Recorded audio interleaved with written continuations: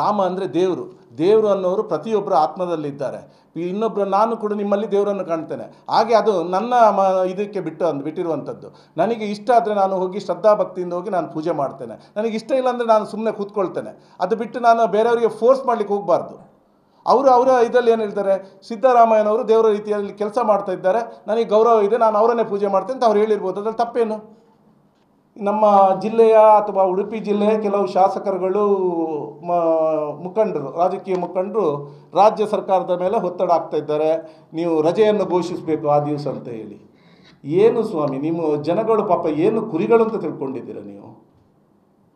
ಕೇಂದ್ರ ಸರ್ಕಾರದ ಕಾರ್ಯಕ್ರಮ ನಡೀತಾ ಇದೆ. ಕೇಂದ್ರ ಸರ್ಕಾರದ ವತಿಯಿಂದ ಕೇಂದ್ರ ಸರ್ಕಾರ ರಜೆ ಘೋಷಣೆ ಮಾಡಲಿ, ಮುಗೀತಲ್ವಾ? ನೀವು ಸುಮ್ಮನೆ ಇದು ಜನಗಳನ್ನು ಮೆಚ್ಚಿಸ್ಲಿಕ್ಕೋಸ್ಕರ ರಾಜ್ಯ ಸರ್ಕಾರಕ್ಕೆ ನೀವು ರಜೆ ಘೋಷಣೆ ಮಾಡುವುದು ಅಂತ ಹೇಳಿದ್ರದಕ್ಕೆ ಅರ್ಥ ಇಲ್ವಾ?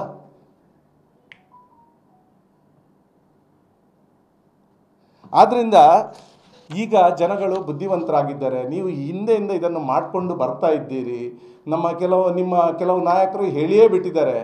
ಇಲ್ಲಿ ಮಂಗಳೂರು ಉಡುಪಿಯಲ್ಲಿ ನೀವು ಏನಿತ್ತು, ನಾವು ಲವ್ ಜಿಹಾದ್ ಅಥವಾ ಧಾರ್ಮಿಕ ಇದರಲ್ಲೇ ಇಟ್ಕೊಂಡು ಹತ್ಯೆ ಇದನ್ನು ಇಟ್ಕೊಂಡೆ ಮಾಡಿಕೊಂಡೆ ನಾವು ಗೆಲ್ಕೊಂಡು ಬರಬೇಕು ಅನ್ನುವಂಥ ಮಾತನ್ನು ಹೇಳ್ತಿರುವಂಥದ್ದು ನಾವು ಗಮನಿಸಿದ್ದೇವೆ. ಆದರೆ ಇದು ಇನ್ನೂ ಹೆಚ್ಚಿನ ದಿವಸಗಳು ಇದು ನಡೆಯುವುದಿಲ್ಲ. ಜನಗಳು ಕೂಡ ಇವತ್ತು ಬುದ್ಧಿವಂತರಾಗಿದ್ದಾರೆ.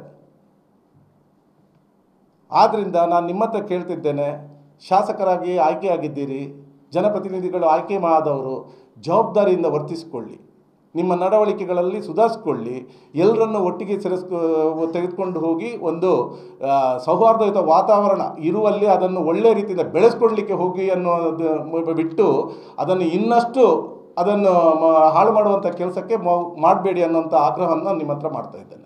ಮುಖ್ಯಮಂತ್ರಿಗಳು ಸಿದ್ದರಾಮಯ್ಯನವರು ಹಾಗೆ ನಮ್ಮ KPCC ಅಧ್ಯಕ್ಷರಾದಂತಹ ಉಪಮುಖ್ಯಮಂತ್ರಿಗಳಾದಂಥ ಶ್ರೀಯುತ DK ಶಿವಕುಮಾರ್ ಅವರ ನೇತೃತ್ವದಲ್ಲಿ ಏನೋ ಒಂದು ಎಲೆಕ್ಷನ್ಗೆ ಹೋಗೋ ಮೊದಲು ಗ್ಯಾರಂಟಿಗಳನ್ನು ಕೊಟ್ಟಿದ್ದೆವು. ಆ 5 ಗ್ಯಾರಂಟಿಗಳನ್ನು ಪೂರೈಸಿದಂತಹ ಒಂದು ಸರ್ಕಾರ ಇದ್ದರೆ ಅದು ಕಾಂಗ್ರೆಸ್ ಸರ್ಕಾರ ಅಂತ ಹೇಳಲಿಕ್ಕೆ ಬಹಳ ಹೆಮ್ಮೆ ಆಗುತ್ತೆ. ಇವತ್ತು ಬಡವರ ಪಾಲಿಗೆ ಒಂದು ಆಶಾಕಿರಣವಾಗಿ ಅವರು ಏನು ಗ್ಯಾರಂಟಿಗಳನ್ನು ಕೊಟ್ಟಿದ್ದೇವೆ ಅದು ಎಲ್ಲವನ್ನು ಪೂರೈಸಿರುವಂಥದ್ದು. ಇದು ಕಾಂಗ್ರೆಸ್ ಸರ್ಕಾರದ ಒಂದು ಇತಿಹಾಸ. ಇದನ್ನು ನೀವು ನೆನಪಿಟ್ಕೊಳ್ಬೇಕು. ಅದು ಬಿಟ್ಟು ಎಲ್ಲದಕ್ಕೂ ಪ್ರತಿಯೊಂದಕ್ಕೂ ಟೀಕೆ ಮಾಡಿ ಒಳ್ಳೆ ಕೆಲಸಗಳನ್ನು ಮಾಡಿದಾಗ ಅಭಿನಂದನೆ ಮಾಡುವಂಥ ಮನಸ್ಥೈರ್ಯವನ್ನು ನೀವು ಬೆಳೆಸ್ಕೊಳ್ಬೇಕು. ಒಂದಿಬ್ಬರು ಎಲ್ಲೋ ಮಾತಾಡ್ತಾರೆ, ಅದನ್ನು ನಮಗೆ ಗೊತ್ತಿರೋದಿಲ್ಲ.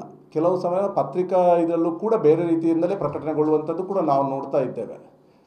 ಆಂಜನೇಯವರ ಹೇಳಿಕೆ ಏನು ಅಂತ ಹೇಳಿ ನಾನು ಪೂರ್ಣವಾಗಿ ಗಮನಿಸಿಲ್ಲ. ಆದರೆ ಒಂದಿಬ್ಬರು ಹೇಳಿಕೆ ಕೊಡೋದು. ಈಗ ಸಾಮೂಹಿಕ ನಾಯಕತ್ವ ಇರಬೇಕಾದ್ರೆ ಮುಖಂಡರು ಏನು ಹೇಳಿರ್ತಾರೆ ಅದಕ್ಕೆ ಬದ್ಧರಾಗಿರಬೇಕಾಗುತ್ತೆ. ಅದು ಒಂದು ಪಕ್ಷದ ನೀತಿ ಕೂಡ ಆಗಿರುತ್ತೆ. ನಾನಿವತ್ತು ನಮ್ಮ ಮುಖಂಡರ ನಮಗೆ ಕೊಟ್ಟಿರುವಂತಹ ಒಂದು ಆದೇಶ ಇದರಲ್ಲಿ ಏನಿರುತ್ತೆ ಅಂತ ಹೇಳಿದರೆ, ಎಲ್ಲರೂ ಇದನ್ನು ಒಂದು ಒಳ್ಳೆಯ ರೀತಿಯಲ್ಲಿ ಆಚರಿಸ್ಕೊಳ್ಬೇಕು. ನಾವು ನಮ್ಮ ಹಿಂದೂ ಸಮಾಜದ ಇದರಲ್ಲಿ ಧಾರ್ಮಿಕ ದತ್ತಿ ಇಲಾಖೆಗಳಲ್ಲೂ ಕೂಡ ನಾವು ಈ ದಿವಸದಿಂದ ನಾವು ಕೂಡ ದೇವಸ್ಥಾನಕ್ಕೆ ಹೋಗಿ ವಿಶೇಷ ಪ್ರಾರ್ಥನೆಗಳನ್ನು ಸಲ್ಲಿಸುವಂಥದ್ದು ಇದನ್ನು ನಾವು ಮಾಡ್ತೇವೆ.